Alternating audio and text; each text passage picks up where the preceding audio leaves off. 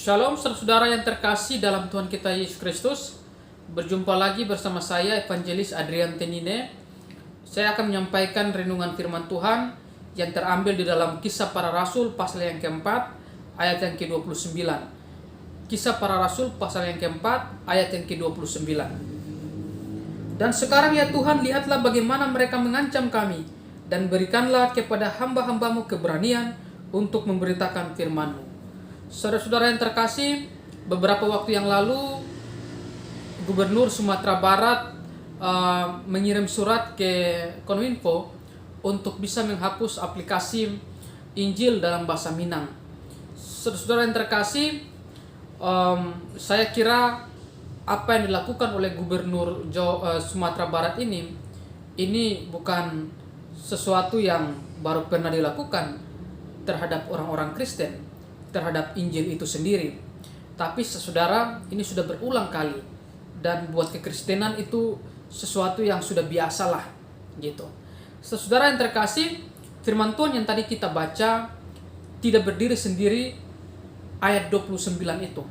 Tetapi kalau kita lihat ayat-ayat sebelumnya menceritakan tentang Rasul Petrus dan Yohanes yang diperhadapkan di hadapan mahkamah agama karena mereka memberitakan Injil. Tuhan menguatkan pemberitaan mereka dengan melakukan tanda-tanda mujizat untuk menyembuhkan banyak orang, sehingga banyak orang menjadi percaya. Nah, saudara yang terkasih, akhirnya banyak orang yang percaya kepada Tuhan, dan ini membuat hati tua-tua ahli Taurat mereka tidak tenang.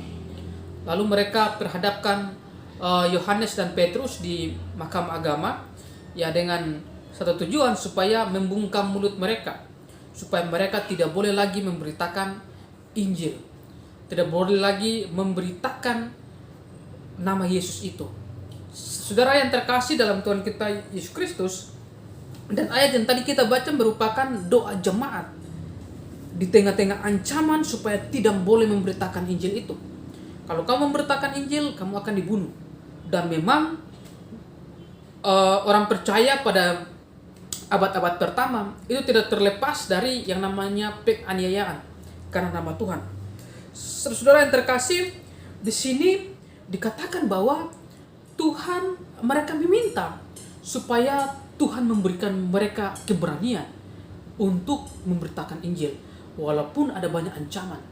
Biasanya ketika seorang diancam untuk tidak melakukan sesuatu hal, maka orang yang diancam itu merasa takut dan berusaha supaya tidak boleh lagi melakukan perbuatan yang karena perbuatan itu dia diancam. Tetapi saudara-saudaraku, orang percaya pada saat itu berdoa supaya mereka diberi keberanian untuk memberitakan Injil. Ini sesuatu yang luar biasa. Saya ketika merenungkan ayat ini, kebenaran firman Tuhan ini, terkagum-kagum dengan iman daripada orang percaya di abad mula-mula ini. Karena nama Tuhan, mereka tidak takut. Bahkan mereka sudah diancam, nyawa itu taruhan mereka. Tapi saudara-saudaraku, mereka tidak takut sedikit pun. Bahkan mereka meminta supaya Tuhan memberikan keberanian untuk memberitakan firman-Nya. Saudara, memang penganiayaan, ancaman bagi orang Kristen itu sudah menjadi bagian dari kehidupan orang percaya. Tapi saudara, ini berbeda dengan banyak orang yang Kristen, yang mungkin Kristen KTP juga ya. Karena buat saya, orang yang mengenal Tuhan Yesus dengan sungguh-sungguh tidak mungkin sangkali Tuhan Yesus, dan juga tidak mungkin meninggalkan Tuhan Yesus, meninggalkan imannya. Tapi saudara-saudaraku yang terkasih, jemaat mula-mula berdoa supaya Tuhan memberanikan mereka untuk memberitakan Injil. Dan juga Tuhan, mereka minta supaya Tuhan memakai mereka untuk melakukan mujizat-mujizat demi nama Tuhan, untuk menyembuhkan orang, untuk mengadakan tanda-tanda dan mujizat-mujizat oleh nama Yesus. Ayat yang ke-30, saudara.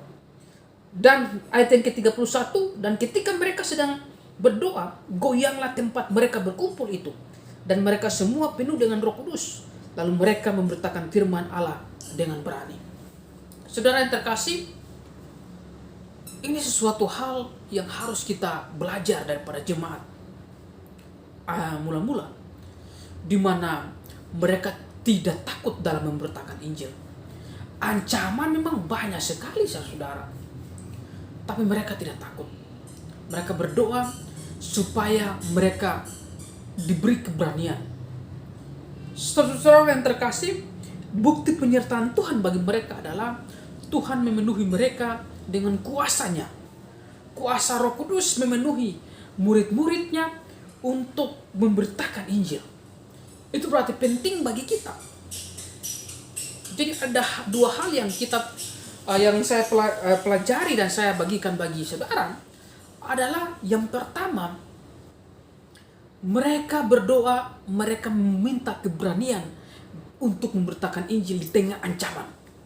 Lalu yang kedua, penyertaan Tuhan, tanda penyertaan Tuhan bagi mereka adalah Tuhan memenuhi mereka dengan kuasanya, dan Tuhan mengulurkan tangannya untuk menyembuhkan banyak orang yang membutuhkan. Saudara yang terkasih, itu berarti ketika kita mendengar iman Kristen seperti kita itu disolimi dan juga yang lain-lain, kita tidak perlu takut. Karena ya itu sudah menjadi bagian bagi kehidupan orang percaya. Justru kita berdoa sama seperti jemaat mula-mula. Walaupun ada ancaman, Tuhan berikan keberanian bagi kita untuk memberitakan Injil.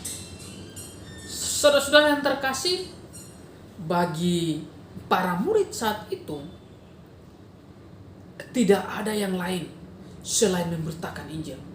Ini tujuan hidup kita. Kita dipanggil oleh Allah. Ya, selain kita melakukan apa yang berkenan kepada Tuhan, ya salah satunya itu memberitakan Injil. Ya kan?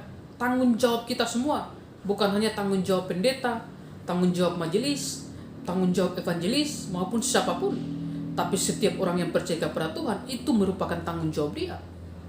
Saudara-saudara yang terkasih, kiranya ini menjadi doa kita semuanya, bahwa di tengah-tengah orang Kristen di Indonesia, di negara ini yang kadangkala tidak bebas lagi untuk beribadah, diancam kalau memberitakan Injil, kita jangan takut. Justru kita berdoa, Tuhan memberanikan keberanian bagi kita. Mandat untuk mengabarkan Injil merupakan mandat Yesus Kristus yang harus kita lakukan. Saudara-saudara yang terkasih, ada ayat yang lain di ayat-ayat sebelumnya, ketika para murid, khususnya Petrus dan Yohanes, mereka disuruh supaya oleh mahkamah agama, oleh ahli Taurat, tua-tua, untuk tidak boleh lagi memberitakan Injil. Ada satu jawaban dari mereka yang luar biasa. Ayat 19. Kisah Para Rasul 4 ayat 19. Tetapi Petrus dan Yohanes menjawab mereka, silakan kamu putuskan sendiri manakah yang benar di hadapan Allah, taat kepada kamu atau taat kepada Allah. Sebab tidak mungkin bagi kami untuk tidak berkata-kata tentang apa yang telah kami lihat dan apa yang telah kami dengar. Saudara-saudara yang terkasih, ketika kita memberitakan Injil, itu berarti pertanda bagi kita bahwa kita mau taat kepada Allah. Orang yang tidak memberitakan Injil berarti dia tidak mau taat kepada Allah. Berarti dia takut terhadap ancaman. Lalu yang kedua, dia tidak mau taat kepada Allah. Tapi kalau orang yang memberitakan Injil adalah orang yang tidak takut terhadap ancaman, dan dia mau taat hanya kepada Allah saja. Nah, ayat yang ke-20 luar biasa. Sebab tidak mungkin kami untuk tidak berkata-kata tentang apa yang telah kami lihat dan apa yang telah kami dengar. Jadi seorang yang sudah mengecap firman dan keselamatan karena anugerah itu, berarti dia harus memberitakan Injil. Apa yang dia rasakan, apa yang dia alami, apa yang dia peroleh, dia tidak punya jalan lain selain dia harus memberitakan Injil. Menceritakan tentang kasih Tuhan dalam hidupnya, kasih Tuhan tentang bagaimana Tuhan mengubah hidupnya. Saudara yang terkasih, karena itu jangan takut ketika sebagai orang percaya kita diancam, kita bahkan menjadi nyawa menjadi taruhan kita. Tapi kita meminta Tuhan untuk memberikan keberanian bagi kita di tengah-tengah ancaman itu. Memberanikan keberanian bagi kita, bukan untuk merampok, bukan untuk membunuh, bukan untuk apapun yang bertentangan dengan firman Tuhan, tetapi untuk memberitakan Injil. Kuasa Tuhan akan menyertai setiap orang yang memberitakan Injil. Karena itu saudara-saudara yang terkasih, jangan takut, terus memberitakan Injil dimanapun saudara berada. Di kantor saudara, di tempat usaha saudara, dimanapun saudara bisa memberitakan Injil, supaya semua orang percaya kepada Tuhan Yesus Kristus. Tuhan Yesus memberkati saudara. Melalui renungan singkat ini, biarlah kita semua diberi kekuatan untuk terus memberitakan Injil. Kalau saudara berkati melalui firman Tuhan ini, bagikan juga, biarlah semua kita dikuatkan dan teguh berpegang kepada apa yang Tuhan perintahkan bagi kita. Tuhan Yesus memberkati saudara. Jangan lupa like, subscribe untuk terus mengikuti video-video terbaru melalui channel ini. Amin.